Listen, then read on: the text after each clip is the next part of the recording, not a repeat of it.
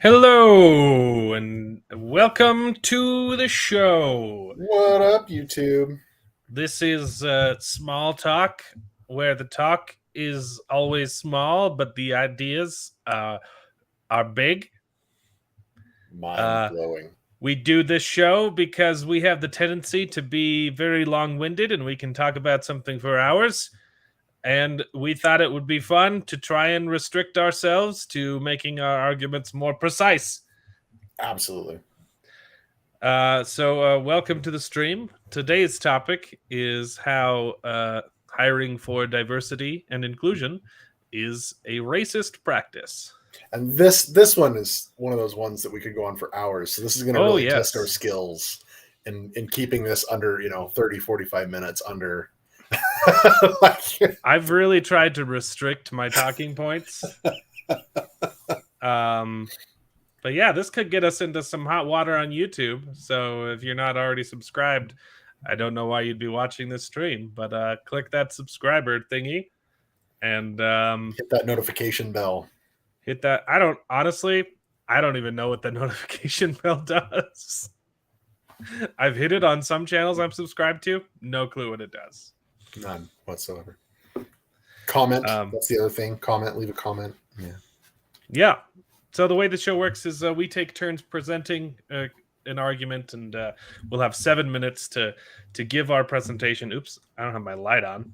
We'll have 7 minutes to present our argument, and then the rest of the show is dedicated to discussion amongst our panelists. I'm joined by Corwin as the guest this time, and I will be presenting my idea, and then we'll open it up to reading through the comments and talking about deep thoughts. These first two episodes have been kind of heavy, and next week I have a fun, lighthearted idea planned. It's about comedy, so that should be fun to look at. I don't even know what it is yet, so I'm excited. I haven't told you. Yeah, you haven't told me. I kind of don't want. I want you to be surprised. Okay. All right. It's dumb. It's just fun. But I'm down for fun. Yeah. So feel free to share your ideas or ask your questions in the comments. And you ready to get started? Absolutely. All right. Let me start. Hold on. Let me just make sure all of my ducks are in a goose.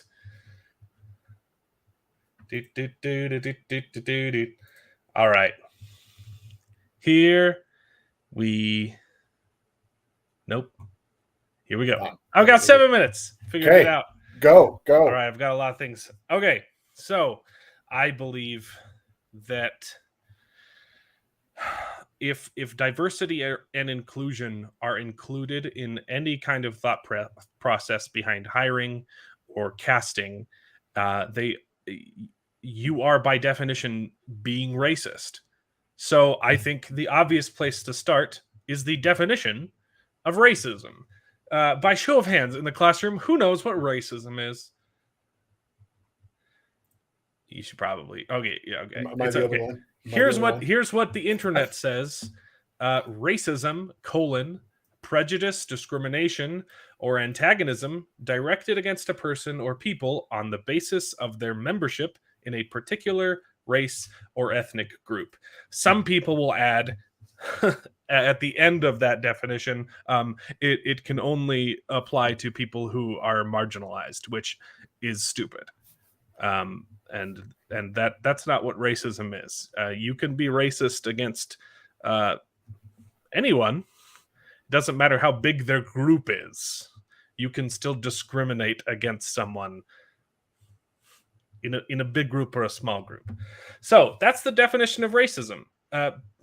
Basically, like Martin Luther King said, judging someone by the color of their skin instead of the content of their character. Martin Luther King, his big dream was that his kids could grow up in a world where that was not the case, where everyone would be equally judged based on their merits, based on their accomplishments, based on their ability to act, per se, and not because they happen to be a certain shade of paint, right? And I believe this applies to people, jobs, and actors. That you should be judged by the quality of your acting, not the color of your skin. So why is this a relevant thing to talk about? We've all been discussing the rings of power and how they've done a bunch of diversity casting in the rings of power. Corin, you've gone on record saying you don't think that it's that big of a deal, but I believe that it is a big deal. And usually, people's argument is that against what I believe is that the Rings of Power, Lord of the Rings is for everyone. You should have colorblind casting, and I believe that sometimes that can be true, but only when it's applicable. And specifically in the Lord of the Rings case, it is not applicable because J.R.R. Tolkien wrote the story about Anglo-Saxons. It is about white people. There are black people or people of color in his world, but they're not native to Middle Earth. So it is strange to have non-Anglo-Saxon people in Middle Earth. Okay.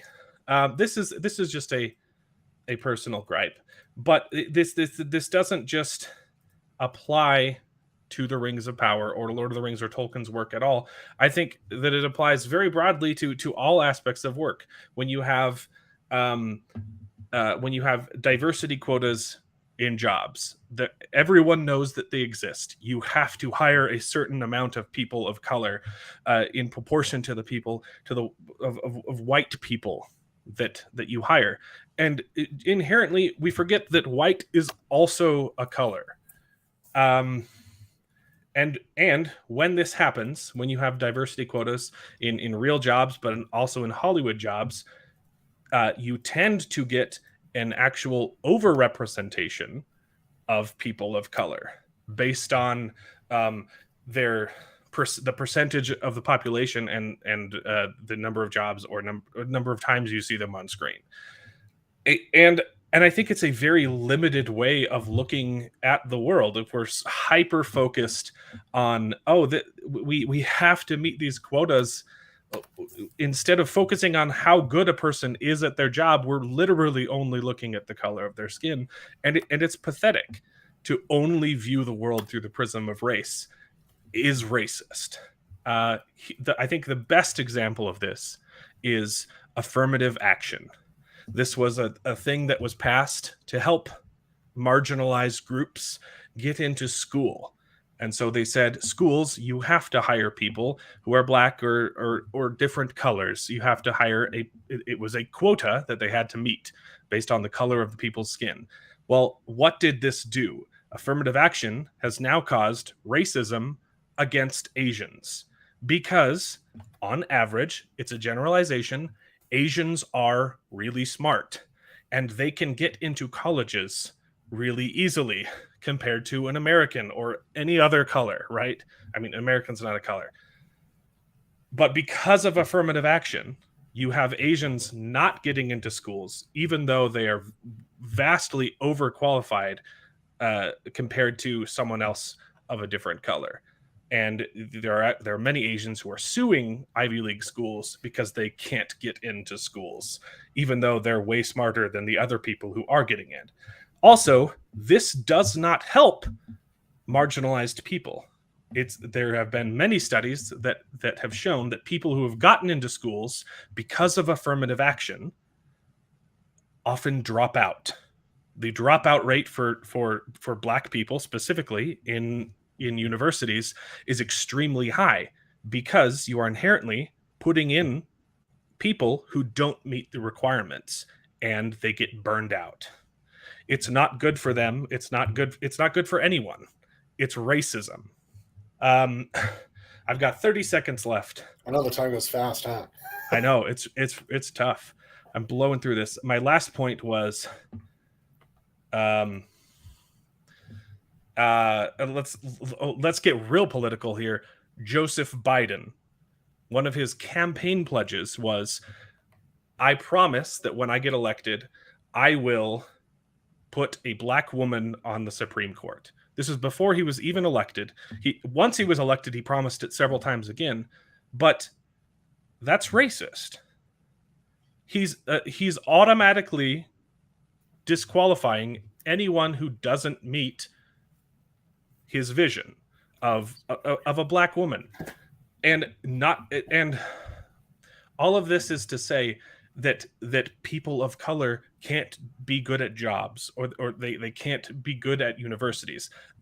There are lots of people who can succeed, and I'm sure there is a Black woman out there somewhere who would qualify for the Supreme Court.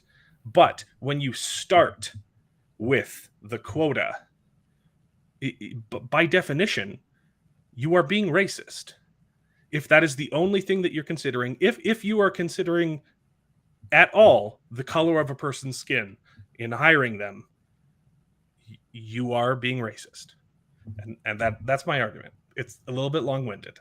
No, you're good. You're good. I know I went over last time too. So I guess just to kind of hit the points, because I agree with 99% of what you said. The only thing I would is just on the Rings of Power coming up. Yeah. And I get the fact that you brought in the whole, this is what I believe, and the general argument is, and that would be the general argument that I would give to you. I do agree with the fact that if you are required, I'm requiring you to hire this actor because this actor is Black, or this actor is an Asian. And that's what they did for the Rings of Power. The showrunners have said, we had specific roles in mind. We already knew we were going to cast as people of color. Right.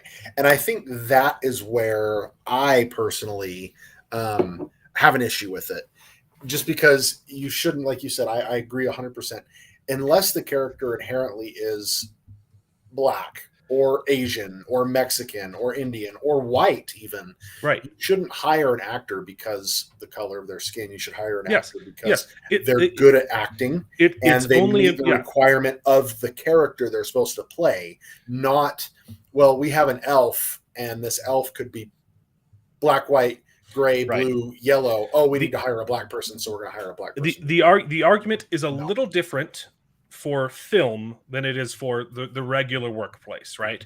In the regular workplace, I don't think anyone should ever look at the color of their skin. You should only look at qualifications. But there have been several instances where you have two people with the same qualifications, but if one of them's Black, you know that they're going to get hired because they meet the quota.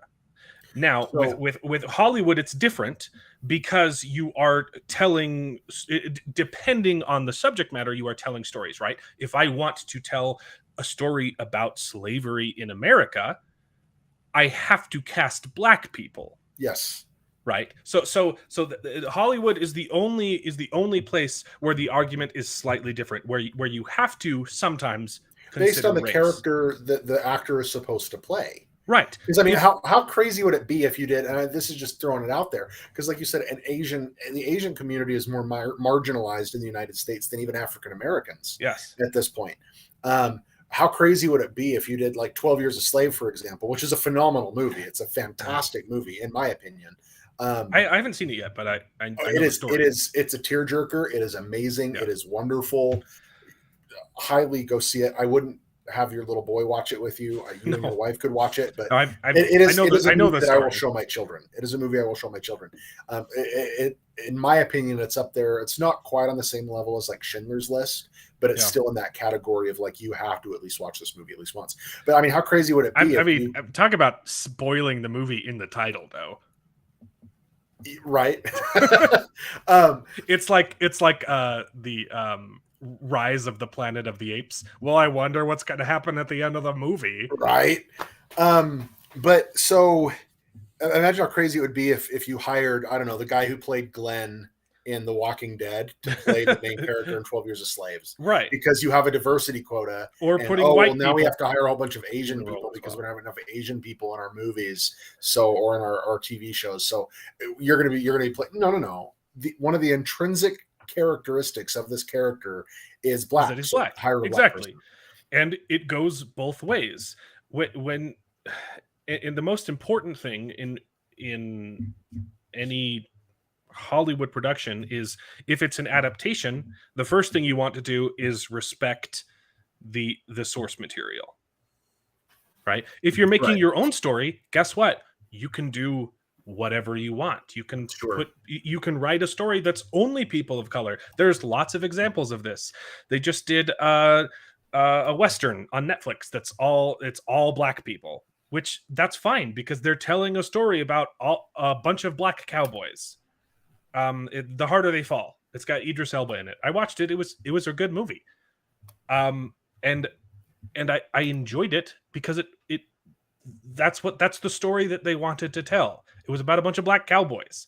Now, if you had an author write a story about a bunch of black cowboys and someone makes that into a movie and replaces them all with white actors, I would have a problem with that.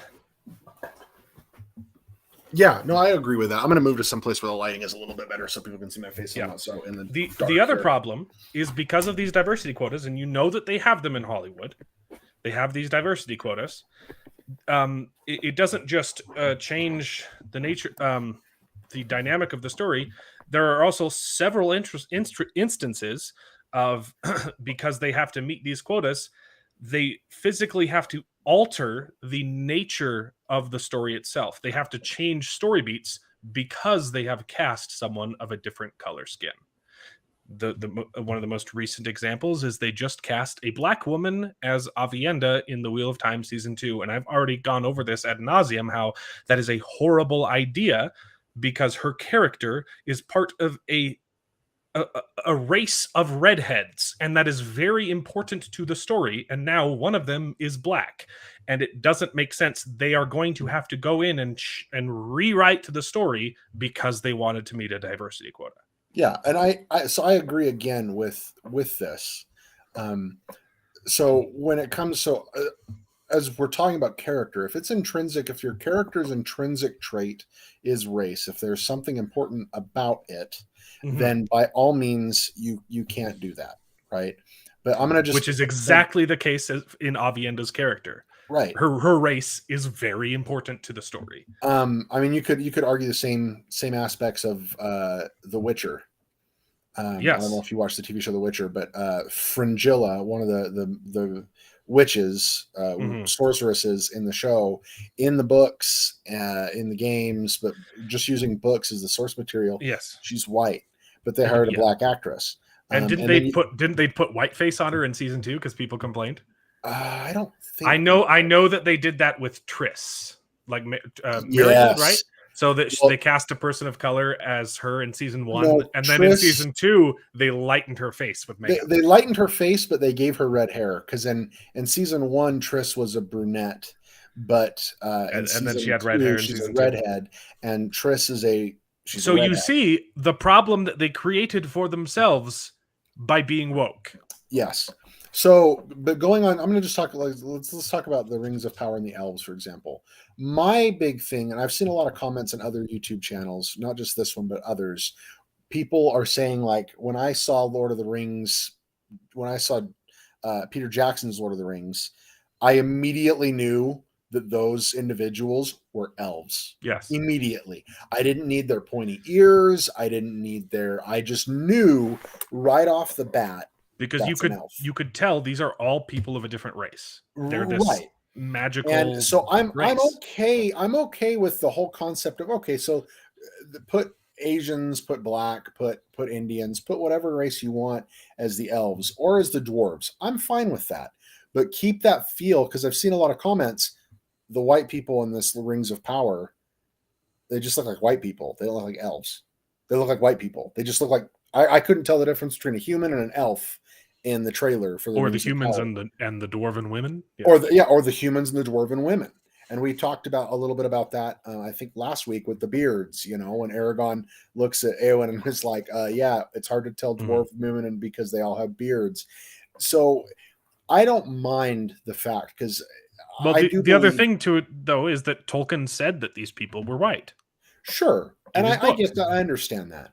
But I do kind of fall on the side of some things do need to be brought up to modern times.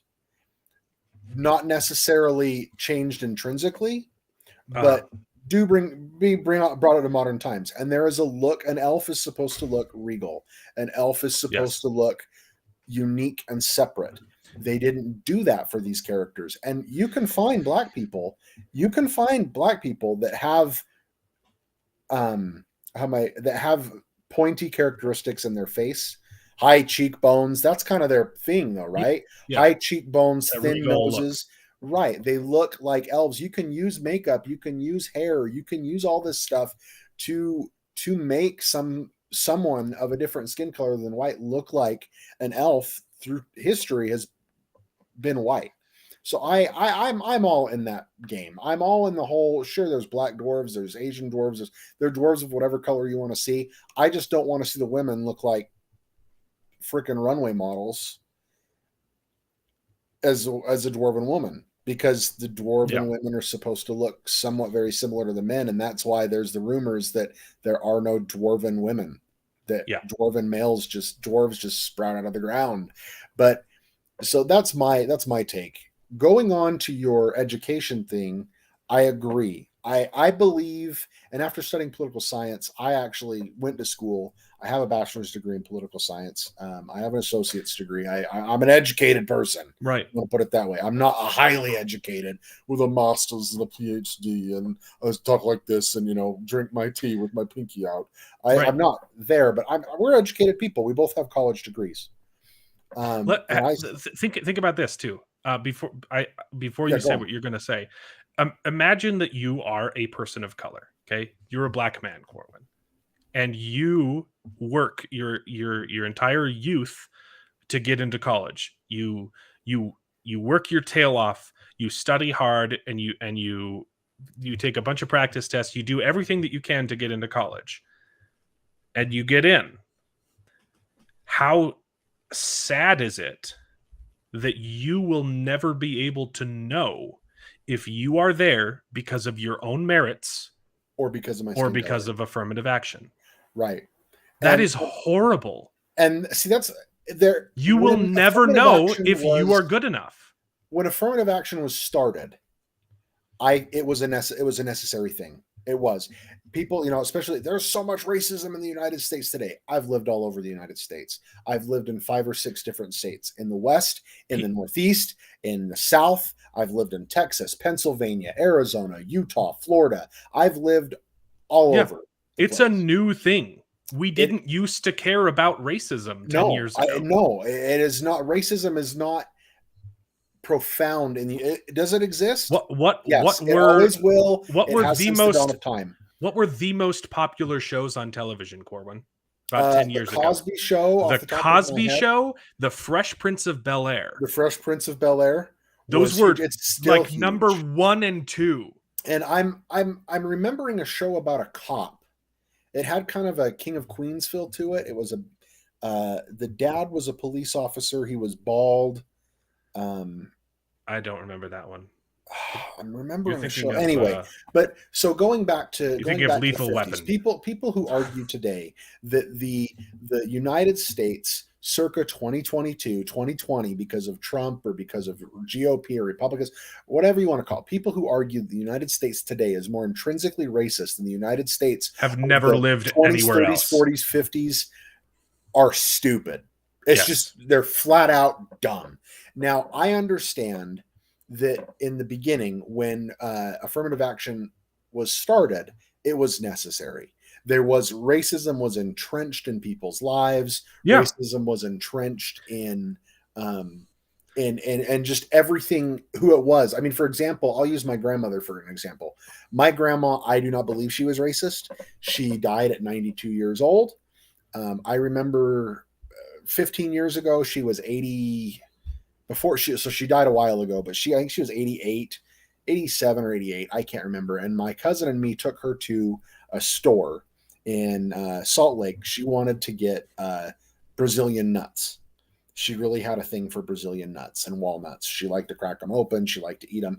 And I hesitate to say Those are those big word. black ones, right? Yeah. I'm not. I hesitate to say sorry. word, The African American nuts. She called them toes. End toes. And the I have heard toes. that. Yes. So we go into the store, and there is an African American. I've never heard my grandma say anything racist the whole time I knew her. She was a wonderful, amazing woman. Mm-hmm. She also happened. But she used a colloquialism. She went right up to this black guy, and she didn't even. I don't even think she understood. I don't think she went right up to him and said, "Do you have some of those toes?" Those N-word toes. And he looked at her, and I could tell it was starting to like, ooh, you could tell. And I looked at him, and I was like, she's 90. I was like, she is 90. She's not, she's 90. And he talked to her, and my grandmother was the nicest lady to him. She was so nice. Was the cashier black? What? Please tell me the guy she was talking to was black. Yes. No, I don't know. He was at the beginning. Yes. Oh my gosh. Walked right up to this African American guy behind the counter and said, "Do you have any of these N-word toes?" Wow. And he was. I thought funny. punches were going to fly, but again, I looked at him and I was just like, "She's 90." I was like, "She's 90. She's not racist." And my grandmother was the nicest, and she was nice to him. That was just what she grew up, and she didn't know the real word for them. And we found out she wanted the black Brazilian walnuts or whatever, the small, and he helped her get it. She was nice to him. She gave him a tip, and she never apologized for what she said. She never referred to him as the N-word. She never referred to anything by his name. She even, if I remember it, she even called him a strong boy. You are such a strong boy. Look at you. I mean, my grandmother was born in 1910. Okay. Mm-hmm. So if you can imagine a 1910 grandma. Yeah. 90, that's exactly what she was. And he realized after a few minutes of talking to her, she wasn't racist. She just grew up differently. So with that in mind, I understand why affirmative action had to take place. Yeah. I get it. There were people that were intrinsically racist, or like my grandma had underlying racism issues that she just didn't know existed. Not that it's so. I get why. No, we have to have. I wouldn't call it a racism issue. I'd call it a sensitivity issue. Yeah, a sensitivity issue. An old mindset, I guess. Yeah. But now in 2022, affirmative action. It'd be like, racist. Yeah. And before, let me just finish this before anyone, because I know some people are going to say, well, look at two white guys talking about racism. Let me give you a personal story real quick. Before many of you know I'm a police officer. Many of you know I'm a cop.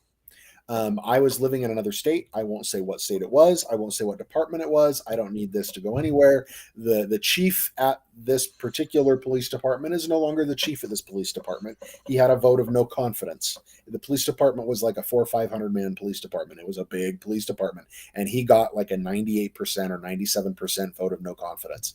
Anyway, I signed up. I was offered a job with this police department. I was in their academy, the police academy. They're big enough department that they had their own academy and training center. I remember the story. Yes. I had signed up. I had gone to the academy for over a week, and then they called me up and fired me. And I asked why. I said, why did you fire me? Did I do anything? Did I fail a test? I've already been like, and in my contract, it stipulates, and this is most people's contracts, you can be fired for any reason in the first 9 months, and they don't have to give you a reason. They wouldn't give me a reason. I found out later that a whole bunch of other white police officers were fired from the academy. I was a cop. I had a badge. I had a badge number.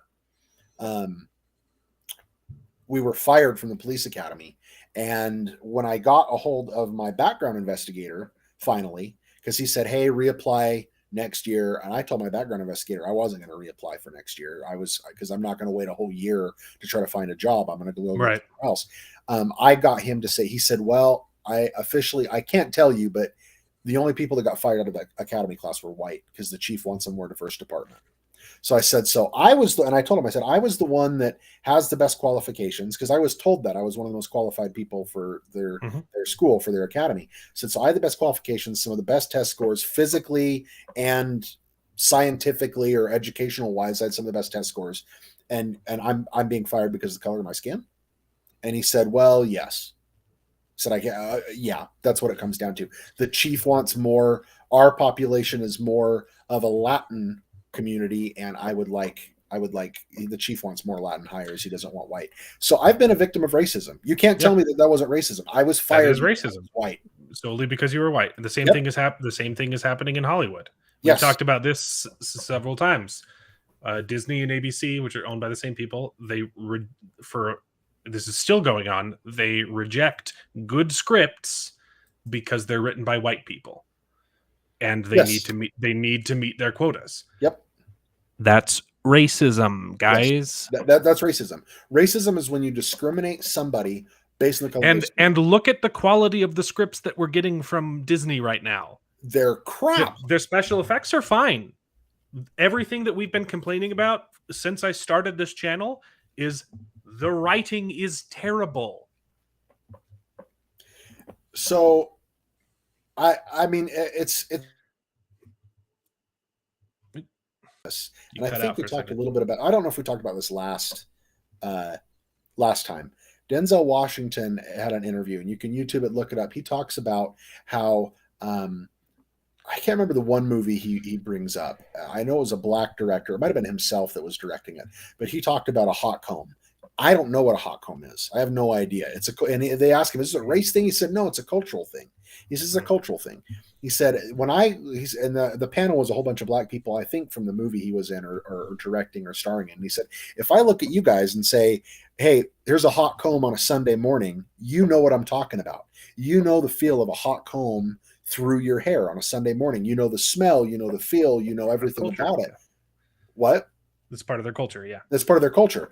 And then he said, white people don't know what that feels like. I don't even know what he's talking about. I'm 32 years old, 33 years old. I don't know what he's talking about to this day.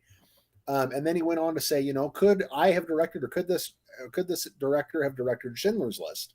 Absolutely. Schindler's List would have been Fences. Good. It was Fences. Fences? Okay, so it's Fences. Yeah. He said, could he have directed could he have directed Schindler's List? Yeah, he could have. It would have been good. But there's a disconnect. It would have been different. It would have been different. And then he said, could Steven Spielberg have directed Fences? Yeah. Sure. He totally could have. But there's a cultural disconnect. Probably wouldn't have been as good. And that's what he said. He said it wouldn't have been as good. I'm pretty sure he got an Oscar for that one. What was that? Didn't he? I'm pretty sure he got an Oscar for that one. Yeah. Both of them were. And so he brought that up. And I know he was nominated. I don't know if he won. Yeah, at least nominated for it. So it was, I guess, yeah, I agree with that. The whole diversity thing, the whole affirmative action thing needs to be done away with. It does. We are in 4 Oscars. What? It won 4 Oscars. It won 4.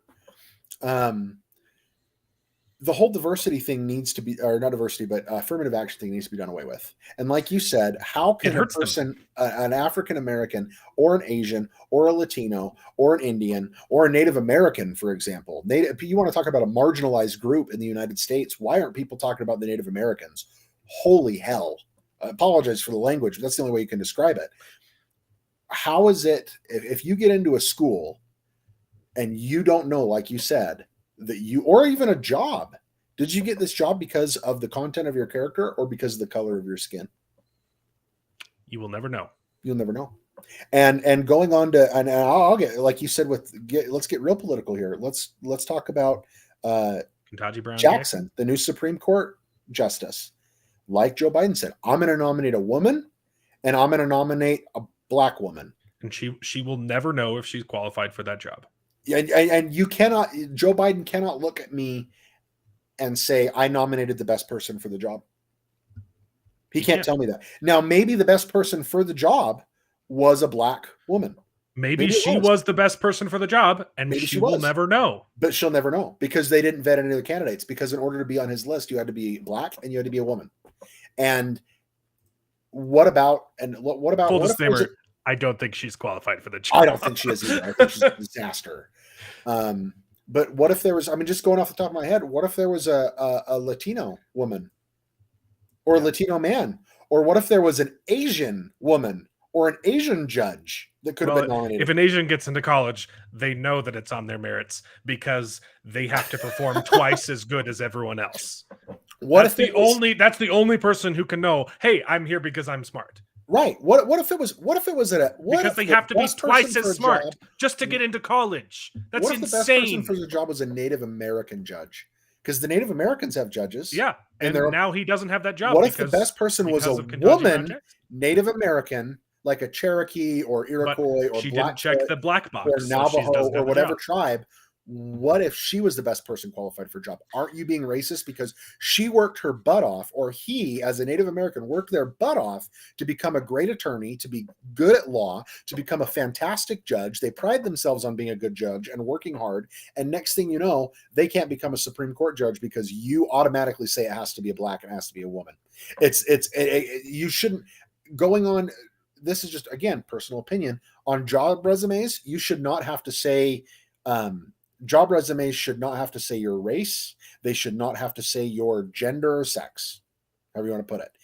That it should be a last name, qualifications. It doesn't matter if you're white, brown, blue, black, purple, from Mars. It doesn't matter who you are. It should just be your last name, job qualifications, contact information. That you don't know if you're hiring a woman. You don't know if you're hiring a man. You don't know if you're hiring a freaking furry, for all I care. And that's a whole discussion for another time. But okay, let's start judging people by the content of their character, not the color of their skin. I agree with everything you said. You want to play a quick game called Racist, Not Racist? Sure, I'm going to show you a casting, and you're going to say if it's racist or not. Absolutely, let's go. Here we go. Scarlett Johansson in Ghost in the Shell. Racist or not racist? I'm going to say racist. Wrong. It's not racist. She is playing a robot. Not. I didn't know. She is playing a robot. Okay. Not an Asian. In fact, that's the whole, a big name. The whole point of the story is that she was originally an Asian woman, and now she's in a different body, and it's the disassociation. Oh, okay. I wasn't familiar with Ghost in the Shell, so I'm gonna call gimme on that one. I don't think it was a good movie, but this is not racist. Okay, here we go. Here's another one. Mickey Rooney in Breakfast at Tiffany's. Is it racist? Yes. Yeah, it's racist. Yes. It's racist because the character itself is racist. It's very stereotype Asian bathhouse. Yes. Is the casting really racist? Bad? So I'm going to argue this: is the casting racist? No. I would say the performance definitely. Yes.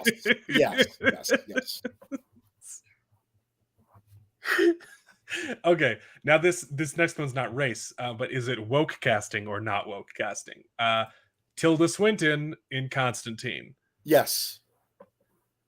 I disagree. Nope. I'm going to. Have you seen the movie? I have seen Constantine. So she plays Gabriel, and I thought her performance was incredible. I thought she gave an amazing performance. Keanu Reeves, correct? Yes, it was a gender swap. She plays Gabriel, and it's a woman. That's why I'm going to call it woke. Except that her performance is the best performance in the movie. She did do a really good job. So was she the best person for that role? Yes. I believe so. Sure, you can argue that. Contrast that, Gwendolyn Christie is Lucifer in the new Sandman show. I just watched the first couple episodes. This is bad casting. Look, it's the same thing, okay? It's the same thing. You get a woman playing a man. The difference is the performance. Gwendolyn Christie did not give a good performance as Lucifer. In the one episode I've seen her, and I know she shows up later. I didn't think it was a good performance. She also doesn't look the part. No, she doesn't. This She looks like my grandma, and This was freaking good. Gwendolyn Christie is this really interesting. I She's really I interesting. like her as an actress. I think I do she's too, done but I'm some saying, good stuff. Gwendolyn, I don't think she was good for this Christie role. is she's like, how can I put it? There's moments when you look at her, and as a guy, I look at her and I'm like, she is very attractive. And then there's moments I look at her and go, she is not attractive at all. She's the farthest thing from attractive. And her ability to act is phenomenal. And I think that's a really good choice. I mean, I will argue that it was just because the gender swap thing, but I mean, as far as her acting, like you believe every character she plays. She's very good. Not this and, one. Not she looks like she looks like my grandma if my grandma was 50 and not dead. And I'm not saying that's a bad thing. I'm just look at the forced menace here in this. Yeah, that's right. Like, you don't look scary. She doesn't. Tilda Swinton is who a horrifying human being and played a really good demon. You know who would be a really good Lucifer or a really good devil? Crush me, mommy. Have you seen Sandman? Did you like her performance? I did not. Oh, I saw the first episode. You gotta admit, this is practically the same thing. I enjoyed this performance. I didn't enjoy this one. Who would be a really good devil, a really, really good devil? Who was the actor that played in Batman? Which one? You gotta be more specific. The first Christopher Nolan Batman, the Scarecrow. Oh, Peaky Blinders. Yes. What's his name? He's amazing. I'm gonna look it up real quick. Cillian Murphy. Cillian Murphy. Great actor. He is a phenomenal actor, and he had a movie. I can't remember. I think it was with. She was married to Tom Cruise, but that's like half of Hollywood at this point. Nicole Kidman. He did a movie. I believe it was Nicole Kidman on a plane, and like he steals her daughter. Yeah, Red Eye. That came out the same time they did Flight Plan. Yes. Remember, this happens every once in a while, but Hollywood likes to do like two of the same movie at the same time. For example, The Illusionist and The Prestige. Prestige. People just like anyway. Flight Plan and Red Eye. They were both really good, but I think I like Red Eye better. Cillian Murphy would do an excellent devil because he has this like innocent look to him, but then when he turns on the sinister, that innocent becomes evil, and it's he also has kind of like an otherworldly look to his face. Yes, with his eyes, like the super intense eyes, like that blue eyes. It's like you're getting Uncanny Valley, but in real life when you look at his face. He would be an amazing. Anyway, we're not total tangent, but yeah, I agree with what you said. I believe diversity and inclusion in and of itself is racist. I believe it's pushing us back. I believe we need to get rid of affirmative action, and we need to go strictly on merits at this point. And we can't go strictly on merits if we keep bringing race up as the most important thing. Mm-hmm. I just remember as a kid, I never even thought about race. I never did either. I knew a lot of people of color. I lived in New Mexico, which is half Latino. Okay, I am basically Mexican in all but blood. Okay, you speak Spanish better than I speak Spanish very fluent. I speak Spanish better than some Mexicans. Okay, you do. Like, you do. I'm really good at La Spanish, and I've lived it. Okay, I sometimes I felt like a minority in New Mexico, and I didn't care. I didn't even notice that the majority of the people I interacted with were either Native American or Latino, because I didn't care about race. But in these last, ever since Obama was elected president, which you would think that we were over racism, if we elected a black president. And there were many people. There were many people that voted for him because he was black. A serious black candidate. There have been black candidates, but ever since he got elected, and he started fomenting racist rhetoric again. Racist. All of a sudden, people are saying, "Hey, this is a problem again," when it hadn't been a problem for years. But I would like to tie this all back together, going full circle, going back to the Rings of Power. And this is the attitude that the showrunners have. They literally said, we don't care about representing Tolkien's work. They said it felt only natural to us that this adaptation of Tolkien's work should reflect our world, what our world looks like, and not Tolkien's vision. They also say, oh, Tolkien is for everyone. You know, his stories are beautiful about races and cultures coming together. If Tolkien was for everyone, and we know that it was, because it's the best-selling book of all time other than the Bible, which is insane, why did you have to change it? Yeah. And I understand that you don't think it's as big of a deal, but I think it is a huge deal, Corwin. When if Tolkien is for everyone, you don't have to see yourself on screen to relate to a character. I will agree with that. And that's not the reason that you watch entertainment in the first place. I don't read books about 30-year-old overweight white men who stay at home and make YouTube videos. That's not interesting to me.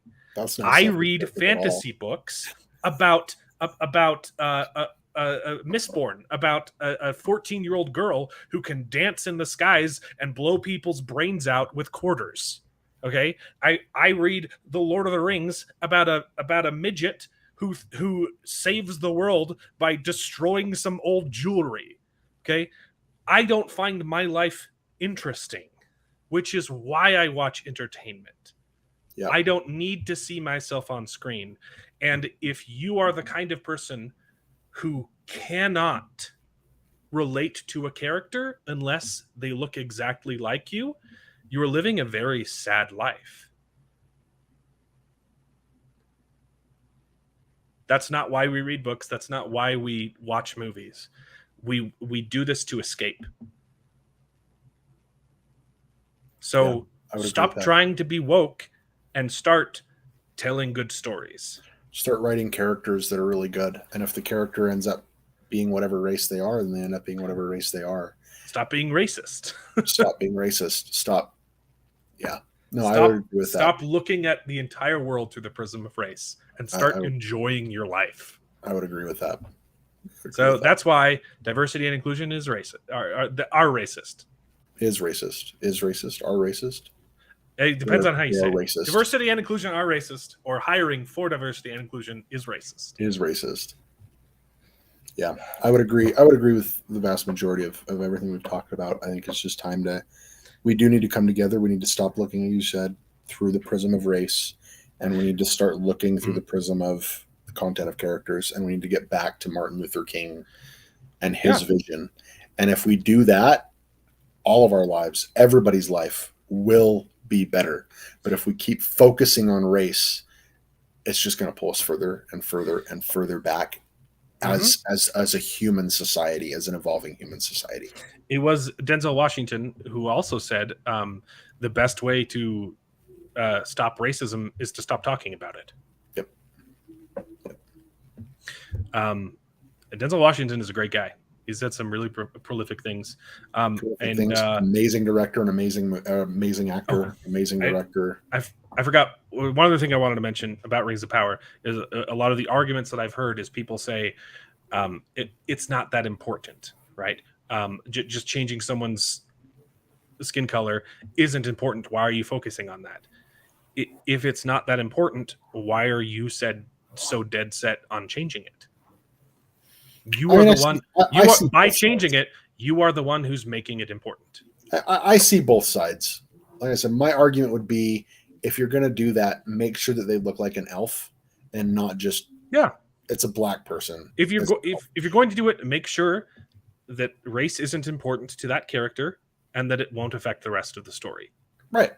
Just make it like there's no reason why they couldn't have the actors they have as elves in Rings of Power look like an elf, because as most of the comments I have read have said, they don't look like elves. I can't tell the difference between the humans and the elves. That's the issue with it. For me, that's the issue with it. So I promise that you will be happier if you stop caring about these kind of things. So I think this has been a very fun conversation about small talk. Wham bam. Thank you, ma'am. I don't have anything else to say. But like I said, next week, same time, actually, we tried to do it at 7. We had to push this one back for an hour because of Corwin's work schedule. Normally, it will be around 7 o'clock on Thursdays. I want to try and do this every week, but we might not be able to because of schedules. Sometimes Corwin has to do doubles and stuff because he has a real job and I don't. Next week is going to be a fun one, and I don't want to spoil it. I'll tell I'm you excited. Title. I won't tell you what it is. It's going to be my least favorite brand of comedy. I'm going to rant about comedy. There's a type of joke that is very common, and I absolutely hate because it's not funny to me, and I don't think it's funny to anyone else. And the only people who make those kinds of jokes are not funny people. I have no idea. It'll be more lighthearted. It'll be funny. Sounds good to me. We could use a lot of research. We could use a lighthearted episode. Okay. Yeah. We'll see you guys next week. Or tune in on Sunday. When I don't think Corwin's going to be there, but and I think I've announced this a Sunday Best Gen. We are talking about Brandon Sanderson and Dragonsteel and his upcoming Wax and Wayne Book 4 and all things Cosmere. So we will have a special guest, another YouTube channel jumping on the show, pretty much taking over the panel. There will be more of them than us. Awesome. So, I'll check it out. Tune in then. Tune in next week. And stay frosty. Peace.